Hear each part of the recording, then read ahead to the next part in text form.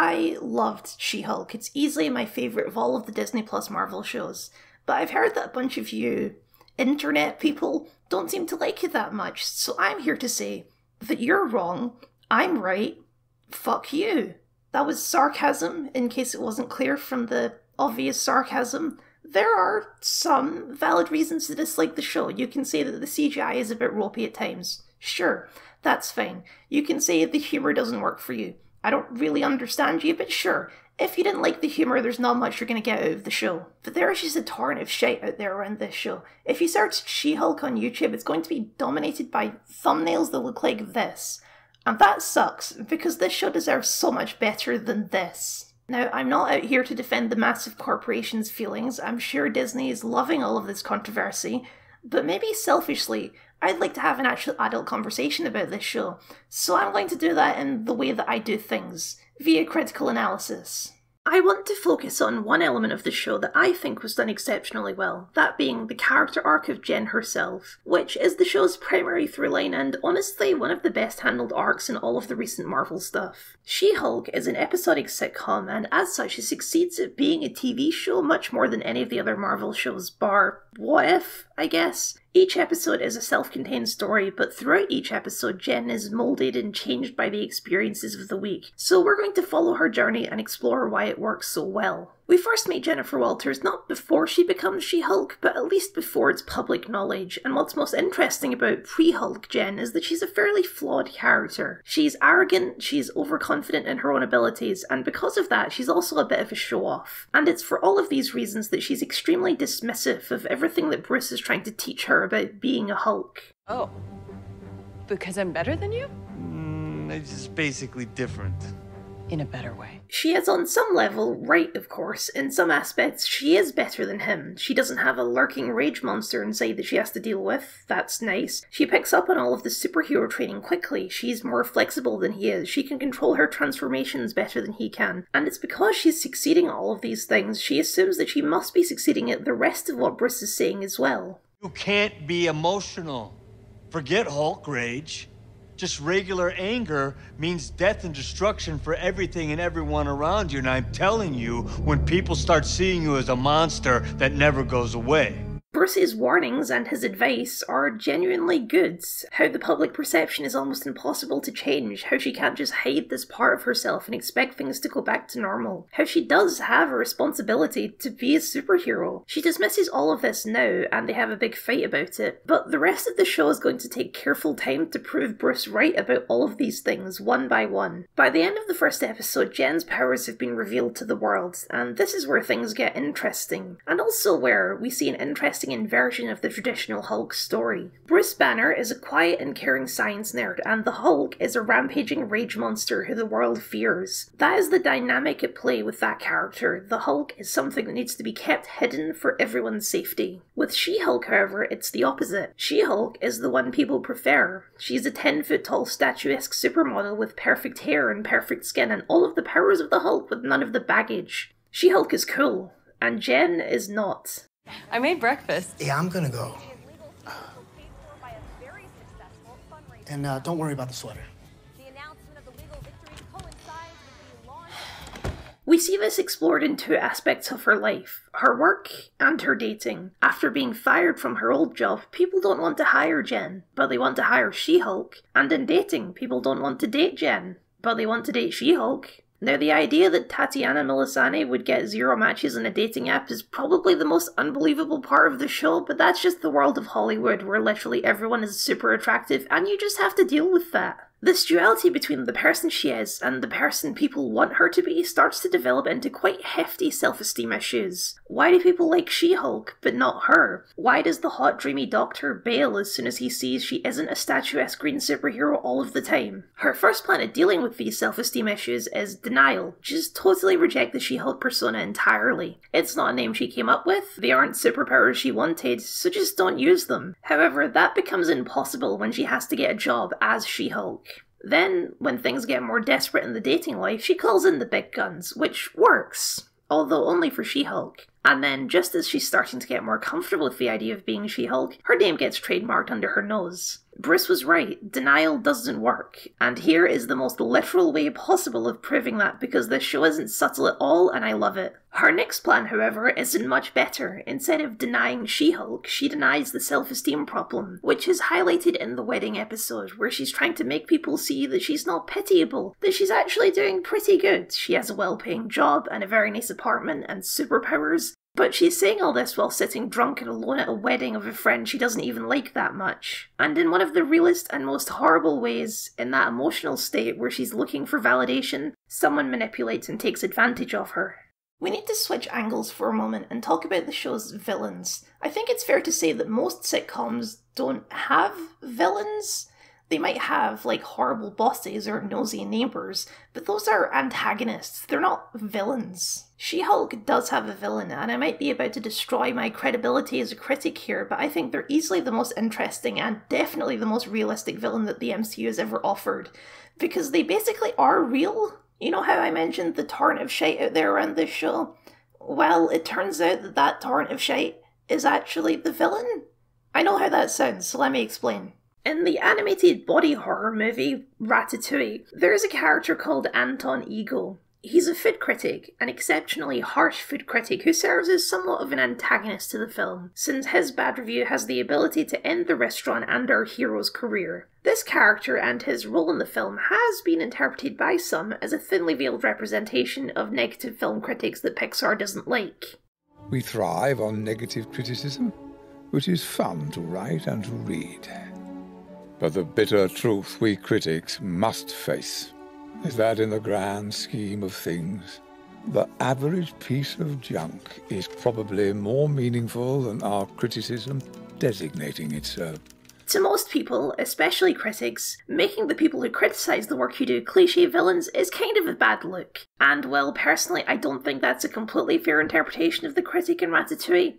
I understand the sentiment. Intelligentsia, the obvious 4chan Reddit stand-in, has been put in the same bracket by quite a few people, but I don't think that's fair. Yes, the show did do an uncanny job of predicting exactly what those folk would say about the show, but that's only the surface level. Intelligentsia is a personification of the harassment and targeted abuse that almost every woman in the public eye has to, and is just expected to deal with. And it's that part that makes them Marvel's most realistic villain. It's not the comments about the unoriginality of female superheroes or the MCU that's important. It's the death threats and the targeted harassment, those same patterns of behaviour that we've seen again and again. They're the folks who started Gamergate. They're the folks who harassed Kelly Marie Tran with so much sexist, racist, and somehow worse comments that she was forced to leave the public eye for years. They're the folks who hacked Leslie Jones' website and posted her personal information all over it, along with much worse things. The show's lead writer, Jessica Gao, even had a famous harassment issue when she first joined the staff of Rick and Morty. If you ask any woman or LGBT person or a person of colour that exists in the public space,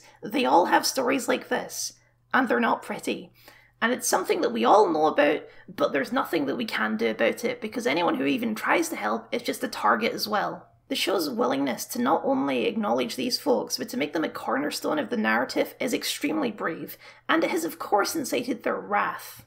But telling these stories is important, and I have nothing but praise for the show's willingness to tackle these topics head on. Back to Jen, because it's here at her weakest moment that intelligentsia comes into play. Because enter Josh, the perfect man. He knows exactly what to say and when to say it. Sick of being overshadowed by people's love for She-Hulk, Jen is looking for validation that Jen is worthy of love too. And Josh here plays right into that. The truth is, Josh is a member of Intelligentsia and is up to some incredibly dark shit. And after he has what he wants from Jen, he ghosts her, which causes her to start spiraling slightly. The one guy who actually seemed to care about Jen instead of She-Hulk is gone, and maybe he never actually cared at all. Through a series of events, she ends up in an isolation retreat being run by the Abomination, where she meets up with a crew of D-list Marvel villains for a group therapy session. She ends up laying out everything I've said up to this point in basically exact detail because this show is not subtle at all and I love it. And as much as I'd love to show you the scene in its entirety, I'm really aiming for a video without a copyright claim this time, so